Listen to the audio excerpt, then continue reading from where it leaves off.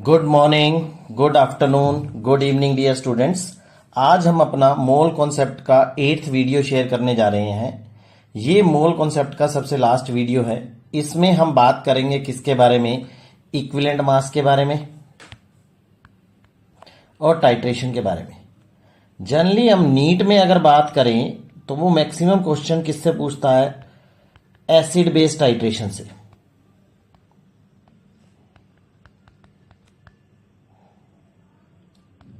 और हम इस टॉपिक में जो डिस्कस करेंगे खाली सिंपल एसिड बेस टाइट्रेशन के बारे में बात करेंगे। अगर हम बात करें तो टाइट्रेशन जो होती है, अगर हम बात करें तो 3 तरीके की कैटेगरी होती है एसिड बेस कैटेगरी टाइट्रेशन में। एक होती है सिंपल, एक होती है डबल टाइट्रेशन और एक होती है बेटा बैक टाइट्रेशन। तो हम बात करें तो ये डबल और बैक टाइट्रेशन, तो ये दोनों जेई एंड जेई एडवांस का टॉपिक है। ये इसका नीट से कोई लेना देना नहीं है। तो जिन बच्चों ने खाली नीट के रिगार्डिंग पढ़ना है वो तो खाली सिंपल टाइट्रेशन पढ़ लें, बस इतना सफिशिएंट है। और जिन्होंने जेई एडवांस में डिस्कस करना हो या उसकी स्टडी कर रहे हो तो उनके लिए हमने एक अलग से वीडियो बनाएंगे जिसका नाम है बेटा डबल एंड बैक टाइट्रेशन। तो हम शुरू करते हैं अपने टॉपिक की तरफ। सबसे पहले है इक्विवेलेंट मास। बेटा इक्विवेलेंट मास क्या होता है बेटा? It is the mass of a substance required for transfer of 1 mole of electron. मुझे 1 मोल इलेक्ट्रॉन का ट्रांसफर करना है। जैसे सोडियम है Na क्या बनाएगा बेटा? Na प्लस आयन बनाएगा और क्या देगा? इलेक्ट्रॉन देगा। तो यहां आपको क्लियर है, सोशियोमेट्री के अकॉर्डिंग देखा जाए तो ये 1 1 1 होगा। तो ये 1 मोल इलेक्ट्रॉन का ट्रांसफर करने के लिए 1 मोल सोडियम चाहिए। तो 1 मोल सोडियम का मास कितना होता है बेटा? 23 ग्राम होता है। तो यहां क्लियर सी बात पता चली, 1 मोल का ट्रांसफर करने के लिए जो मास रिक्वायर्ड है दैट इज 23 ग्राम। किसका? सोडियम का। तो हम कहते हैं इक्विवेलेंट मास ऑफ सोडियम कितना हो गया? 23। अगर हम कैल्शियम के केस में बात करें तो कैल्शियम क्या बनाता है? कैल्शियम 2+ बनाता है, प्लस में 2 इलेक्ट्रॉन देता है। तो 2 इलेक्ट्रॉन का ट्रांसफर करने के लिए 1 मोल कैल्शियम चाहिए।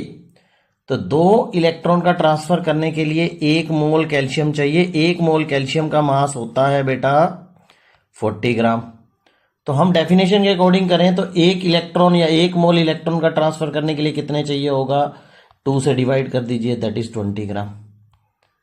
क्लियर?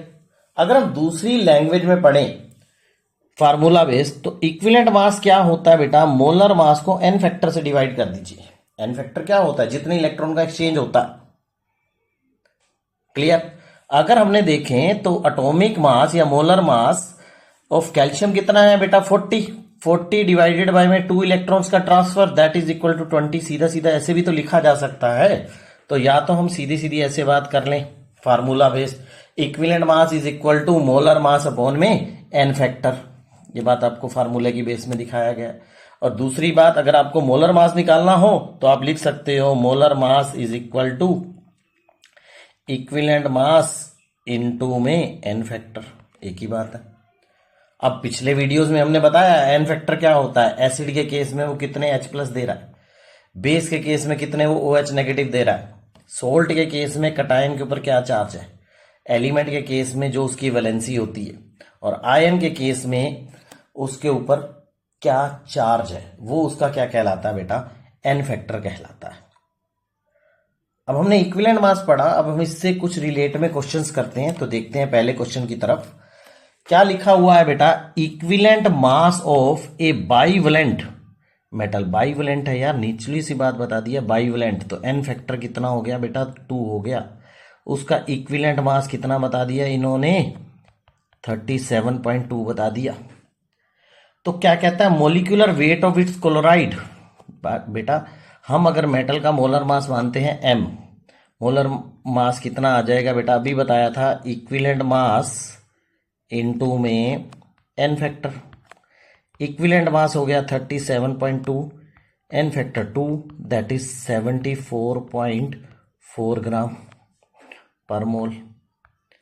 अब यहां n फैक्टर क्या होता है, उस मेटल की वैलेंसी भी होती है। अगर मैं मेटल को मानूं m तो उसकी वैलेंसी 2 है, तो उसके क्लोराइड का फार्मूला बनेगा MCl2। तो इस क्लोराइड का मोलर मास बन जाएगा 74.4 प्लस क्लोरीन का 35.5 इंटू में 2 that is equal to 74.4 plus 71 that is equal to 145.4 gram पर मोल। अब देखिए आपका आंसर क्या आ गया बेटा, सी। क्लियर। नेक्स्ट क्वेश्चन में बढ़ते हैं। Equivalent weight of an oxide of an element is 44। Equivalent weight हम बात कर सकते हैं, ऑक्साइड मेटल का ऑक्साइड है, मैं मानता हूं मेटल होगी आपकी m क्या होगी मेटल, उसकी वैलेंसी मान लेते हैं x है। तो मेटल के ऑक्साइड का फार्मूला हो गया M2O की पावर क्या आ गया x, क्रिस क्रॉस मेथड से। देखिए m के ऊपर लिख देंगे x प्लस, ऑक्सीजन के ऊपर 2 माइनस, तो क्लियर ही है। तो ये फार्मूला बनेगा M2OX। अगर हम बात करें इक्विवेलेंट मास ऑफ ऑक्साइड की, तो हम बात करेंगे मेटल का मोलर मास m, ठीक है जी, डिवाइडेड बाय में n फैक्टर, ये आ जाएगा। इक्विवेलेंट मास ऑफ एलिमेंट का आपको क्लियर दे रखा है 14 है। तो हम बात क्या कह रहे हैं, एटॉमिक वेट निकालना है मुझे एक बात ध्यान से समझनी है कि मेरे को दिया हुआ है मोलर मास। तो मोलर मास के लिए हम बात क्या कर सकते हैं, हमने अभी पढ़ा कि मोलर मास क्या होता है, इक्विवेलेंट मास इनटू में n फैक्टर। अब मुझे पता है मोलर मास क्या होता है, एक समेटिव प्रॉपर्टी होती है। समेटिव प्रॉपर्टी है तो मैं बात कर सकता हूं, क्या बात कर सकता हूं कि एटॉमिक वेट निकालना है मुझे एलिमेंट का, तो मैं क्या लिख सकता हूं 14 इंटू में x, या हम इसको मोलर मास निकालना है तो 14 इंटू में x, ये हमारा बन गया मोलर मास एलिमेंट का। इसको हमने 2 से मल्टीप्लाई कर दिया क्योंकि फार्मूले में M2 है। ऑक्सीजन का क्या हो जाएगा, मोलर मास होता है 16, इसको x से मल्टीप्लाई कर दिया 16x, ये बन जाएगा 44 के equal. 28x plus 16x that is equal to 44 and x is equal to 1। x की वैल्यू आ गई आपकी 1। तो आप लोग लिख सकते हो मोलर मास क्या आ जाएगा, या एटॉमिक वेट क्या आ जाएगा, मास मोलर मास क्या आ जाएगा। इक्विवेलेंट मास आपके पास कितना है बेटा 14 इंटू में 1, तो एटॉमिक वेट आ गया बेटा 14 ग्राम पर mole. Since we are discussing about element, तो ये जो मोलर मास नहीं होगा ये एटॉमिक मास होगा। क्लियर है या नहीं है। अगले क्वेश्चन में बढ़ते हैं। Vapour density of A chloride कितनी दे रखी है आपको, 39.5 दे रखी है। आपको पता है बेटा मोलर मास किसके बराबर होता है बेटा, 2 इंटू वेपर डेंसिटी होता है। तो मोलर मास कितना आ गया 2 इंटू 39.5 दैट इज 79। अब इक्विवेलेंट वेट ऑफ एलिमेंट का आपको क्या दे रखा है 3.82 दे रखा है। देखो जैसे हमने पिछला क्वेश्चन किया था, मैं मानता हूं मेटल क्या हो गई या एलिमेंट क्या हो गया, मेटल और एलिमेंट इज इक्वल टू क्या मान लेते हैं m मान लेते हैं। इसका n फैक्टर क्या होता है, इसकी वैलेंसी होती है, तो वो क्या मान लें x मान लें। तो क्लोराइड का फार्मूला बन जाएगा MClX। क्लियर। हम क्या करें, अब हमने इसका मोलर मास निकालेंगे इस पूरे कंपाउंड का। इक्विवेलेंट मास 3.82 इंटू में x, ये एटॉमिक वेट आ गया किसका, एलिमेंट का, इंटू में फार्मूले में m कितने हैं बेटा 1 है। क्लोरीन का होता है 35.5 इंटू में x, ये सारी वैल्यू किसके आनी चाहिए 39.5 के। तो अगर आप इसे सोल्व करोगे, सॉरी ये 39.5 नहीं आएगा, मोलर मास किसके बराबर अपन निकाल लिया 79 के इक्वल। तो यहाँ x की वैल्यू अप्रोक्सीमेटली में आ जाएगी बेटा 2। तो आप प्लेस कर दो बस सीधा सीधा ही। हम जानते हैं एटॉमिक वेट ऑफ एलिमेंट क्या होता है, इक्विवेलेंट मास इंटू में एन फैक्टर तो आप 2 निकाल ही चुके हो। 3.82 इंटू में 2 7.64। क्लियर, आपका आंसर हो गया बेटा बी। क्लियर। अब शुरू करते हैं बेटा लॉ ऑफ इक्विवेलेंस। क्या कहता है, ड्यूरिंग ए केमिकल रिएक्शन, एक केमिकल रिएक्शन के दौरान जो इक्विवेलेंट होते हैं वो सारी स्पीसीज के क्या रहते हैं, सेम रहते हैं। जैसे हम बात करें एक केमिकल रिएक्शन है ए प्लस बी, चेंज हो रहा है सी प्लस डी में, तो हम लिख सकते हैं इक्विवेलेंट ऑफ ए किसके इक्वल होंगे बेटा, equivalent of B is equal to equivalent of C is equal to equivalent of D. अब सर ये इक्विवेलेंट कैसे निकालते हैं? देखिए बेटा, हमने पिछले वीडियोस में हमने डिस्कस किया है जो नॉर्मेलिटी होती है वो क्या होती है बेटा, ग्राम इक्विवेलेंट या इक्विवेलेंट एक ही बात है, equivalent of solute divided by volume of solution. हम लिख सकते हैं इक्विवेलेंट किसके बराबर हो गए, नॉर्मेलिटी इनटू में वॉल्यूम। एक तो फार्मूला आपका ये हो गया। दूसरा आप कैसे निकाल सकते हो, इक्विवेलेंट ऑफ सोल्यूट क्या निकाल सकते हो बेटा, नंबर ऑफ मोल्स इनटू में एन फैक्टर, या इक्विवेलेंट ऑफ सोल्यूट नॉर्मेलिटी को क्या लिख सकते हैं, मोलैरिटी इनटू में एन फैक्टर इनटू में वॉल्यूम। ये हमने पिछले वीडियोस में आपको डिस्कस करके बताया था। देखिए ये आता कैसे है, ये बिल्कुल सिंपल है बेटा। इक्विवेलेंट की जगह आप क्या लिख सकते हो, हमने नॉर्मेलिटी में डिस्कस किया था मास अपॉन में इक्विवेलेंट मास। इक्विवेलेंट मास क्या होता है, मोलर मास अपॉन में एन फैक्टर।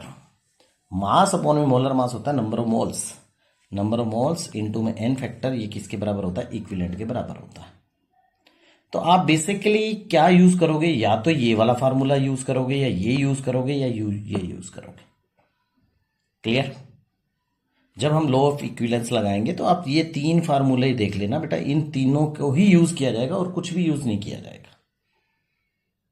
आगे बढ़ते हैं बेटा, टाइट्रेशन। टाइट्रेशन क्या है बेटा, पहली बात समझो, ये एक वॉल्यूमेट्रिकल एनालिसिस है। केमिस्ट्री में 2 तरीके के एनालिसिस होते हैं, एक होता है क्वांटिटेटिव, एक होता है क्वालिटेटिव। क्वांटिटेटिव यानी कि कितनी क्वांटिटी है, अमाउंट के बारे में डिस्कस होती है इसमें नेचर के बारे में, उनका नेचर क्या है, क्या क्या बन रहा है। जो केमिस्ट्री का जो क्वांटिटेटिव एनालिसिस का एक पार्ट होता है बेटा टाइट्रेशन, इसको वॉल्यूमेट्रिकल एनालिसिस भी बोला जाता है। इसमें क्या करते हैं हम, एक अननोन सब्सटेंस को, हम अननोन सब्सटेंस है यानी उसकी कंसंट्रेशन मुझे पता ही नहीं है, उसको हम एक स्टैंडर्ड सब्सटेंस से ट्रीट कराते हैं। स्टैंडर्ड सब्सटेंस क्या होते हैं, द सब्सटेंस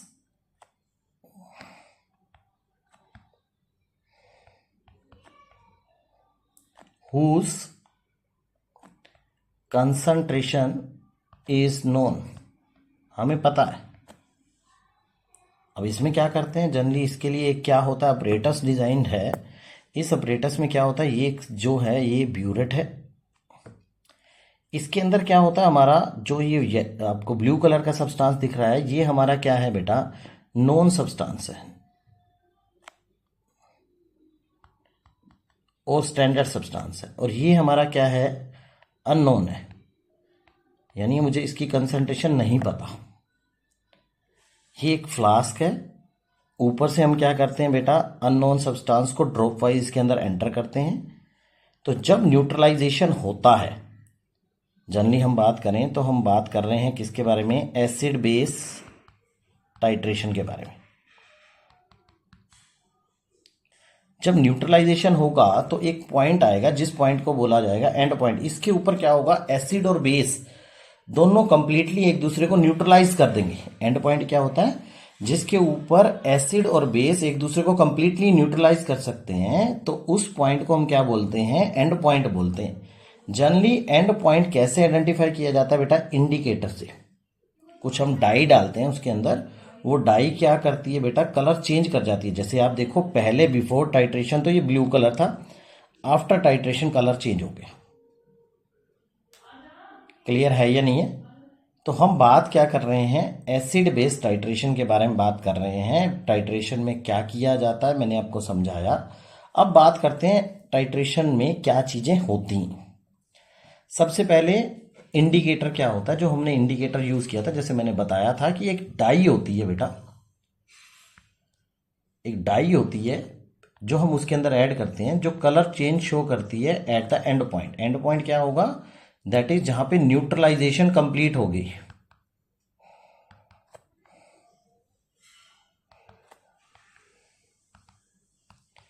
जैसे KMNO4 यूज कर सकते हैं, फिनोफिलिन यूज कर सकते हैं, मिथाइल ऑरेंज यूज कर सकते हैं।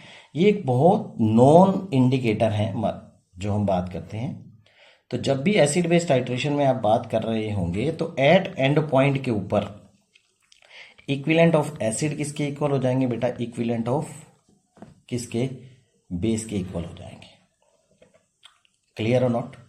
तो ये बात याद रखनी है, जब भी टाइट्रेशन होगी तो दोनों में एसिड बेस टाइट्रेशन आप कर रहे हैं तो एट एंड पॉइंट दोनों के इक्विवेलेंट क्या हो जाएंगे, सेम हो जाएंगे। क्लियर? अब इस क्वेश्चन में देखते हैं बेटा क्या दिया हुआ है। The volume of 0.1 N di basic acid sufficient to neutralise 1 gram of the base that furnish 0.04 moles of OH negative ion in the aqueous solution. अब बेटा इस क्वेश्चन में देखिए, आपको दिया हुआ है एसिड और आपको दिया हुआ है बेस, समझिए दोनों न्यूट्रलाइज हो रहे हैं। तो एट द एंड पॉइंट क्या होगा बेटा, इक्विवेलेंट ऑफ एसिड किसके इक्वल हो जाएंगे बेटा, इक्विवेलेंट ऑफ बेस। अब देखिए इक्विवेलेंट निकालने का फार्मूला, नॉर्मेलिटी दे रखी है बेटा 0.1 N, नॉर्मेलिटी दे रखी है, इसको आप मल्टीप्लाई कर दीजिए वॉल्यूम से। इक्विवेलेंट ऑफ बेस क्या होंगे बेटा, नंबर ऑफ मोल्स क्या होंगे बेटा, अब यहाँ नंबर ऑफ मोल्स दे रखे हैं 0.04। दूसरा फार्मूला लगाएंगे n factor, n factor OH negative, OH negative एक आयन है, आयन का एन फैक्टर क्या होता है, जितना उसके ऊपर चार्ज होता है तो 1। तो वॉल्यूम कितना आया 4/100 डिवाइडेड बाय 1/10, तो ये आ गया बेटा 4/10 लीटर और 400 मिलीलीटर। आपका आंसर आ गया बेटा बी। आगे बढ़ते हैं अगले क्वेश्चन की तरफ। 1 gram of a metal carbonate या मेटल कार्बोनेट, उसको डिजोल्व किया गया 25 मिलीलीटर ऑफ 1N HCl के साथ। रिजल्टिंग सोल्यूशन को रिक्वायर्ड क्या है बेटा, 1N NaOH रिक्वायर्ड था। इक्विवेलेंट वेट ऑफ आपको क्या निकालना था बेटा, मेटल का कार्बोनेट का निकालना था। अब देखिए यहां पे दो बेस के बारे में बात कर रहा है, एक कार्बोनेट और एक NaOH, और ये आपको एसिड है। तो यानी दोनों कार्बोनेट को अगर हम देखें डायरेक्ट या इनडायरेक्ट वे से न्यूट्रलाइज कौन कर रहा है, एसिड। तो हम बात क्या कर सकते हैं, कार्बोनेट का मास हो गया बेटा 1 ग्राम, ठीक है, डिवाइडेड बाय में इक्विवेलेंट मास, ये क्या आ गए बेटा, ग्राम इक्विवेलेंट आ गए, प्लस 5 मिलीलीटर 5 इंटू में 1, दैट इज इक्वल टू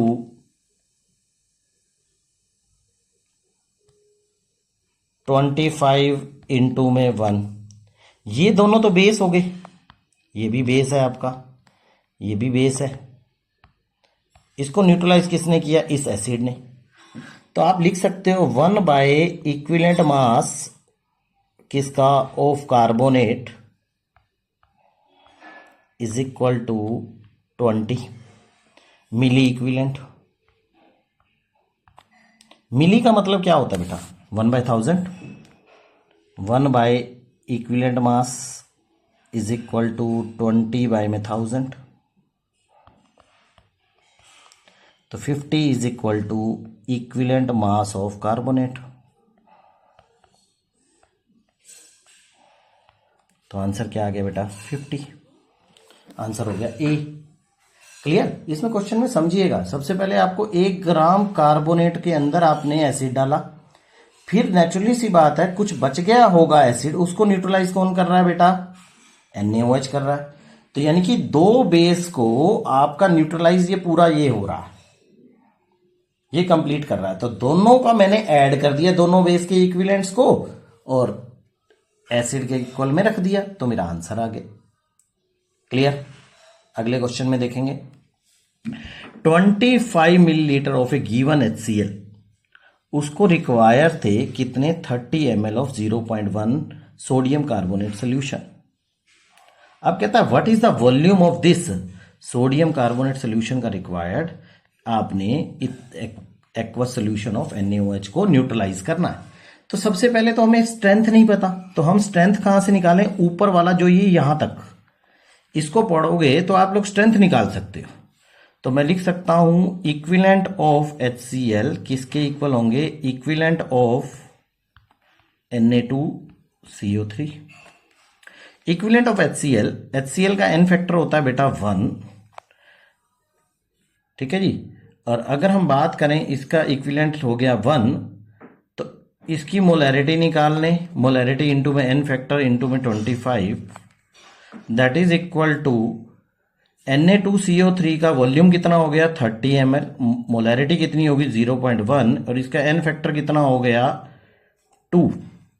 देखिए बेटा, मैंने आपको बताया था इक्विवेलेंट निकालने के 3 फार्मूले बताए थे, नॉर्मेलिटी इंटू में वॉल्यूम या मोलैरिटी इंटू में n फैक्टर इंटू में वॉल्यूम। मैंने ये वाला कॉन्सेप्ट यूज किया है। तो आप देखो तो यहाँ पे मोलैरिटी कितनी आ जाएगी? 30 इंटू में 0.1 इंटू में 2 डिवाइडेड बाई में 25। तो अगर आप इसे सोल्व करो तो ये आपके पास आ जाएगा बेटा 6/25। ये आपकी मोलैरिटी आ गई किसकी? HCl की। अब यही HCl का आपने यूज करना है। अब मुझे वॉल्यूम निकालना है, तो मैं क्या लिख सकता हूं सेकेंड केस में? ये वाले वैल्यू में मुझे निकालना है, मैं लिख सकता हूं equivalent of HCl is equal to equivalent of NaOH। NaOH के इक्विवेलेंट कितने हो गए बेटा? 30 मिलीलीटर, 0.2 n फैक्टर 1। हम यहां लिख सकते हैं बेटा कितना? मोलैरिटी होगी 6/25, इसका n फैक्टर 1, मुझे वॉल्यूम निकालना है। तो मैं यहां लिख सकता हूं, ये भी क्या बन जाएगा? 6 बन जाएगा, 6 से 6 कट गया, तो वॉल्यूम कितना आ गया? 25 मिलीलीटर। आंसर क्या हो गया बेटा? ए। आगे बढ़ते हैं, 50 millilitre of 0.5 m oxalic acid neutralise कर रहा है कौन? 25 millilitre sodium hydroxide. Amount of NaOH in 50 ml ऑफ सोडियम हाइड्रोक्साइड सोल्यूशन में कितना होगा? अमाउंट निकालनी है यार, सिंपल सी भाषा में सोचे तो सबसे पहले तो मुझे स्ट्रेंथ निकालनी पड़ेगी। ये बात दिखी हुई है बेटा, ऑक्सैलिक एसिड को न्यूट्रलाइज कौन कर रहा है? Sodium hydroxide. तो ऑक्सैलिक एसिड क्या होता है? COOH 2H2, इसका n फैक्टर होता है बेटा 2। तो मैं लिख सकता हूं equivalent of oxalic acid is equal to equivalent of NaOH। देखा जाए तो 50 इंटू में 0.5 मोलैरिटी, इसका n factor 2, equivalent of NaOH 25 into में मोलैरिटी, इसका n फैक्टर क्या होगा? 1। तो हम यहां लिख दें, ये तो कट गया 2 पे, तो ये आ जाएगा 2 आ गई इसकी मोलैरिटी।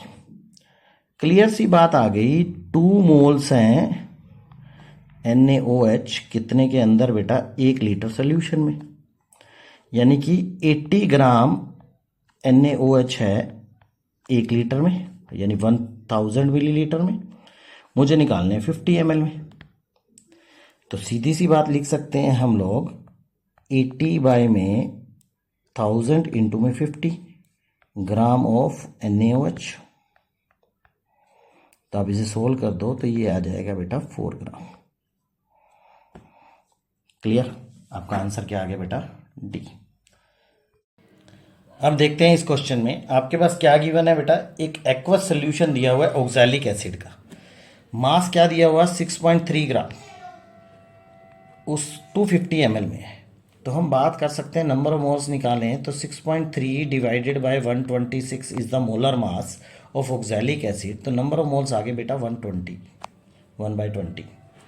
तो मोलैरिटी क्या होती है, नंबर ऑफ मोल्स अपॉन में volume of solution 1/20। Volume of solution 250 ml है, इसको आपने लीटर में कन्वर्ट कर दीजिए तो ये वैल्यू आ जाएगी आपकी 1/5 या 0.2 m। हम न्यूट्रलाइज कर रहा है तो हम कह सकते हैं equivalent of oxalic acid is equal to equivalent of NaOH।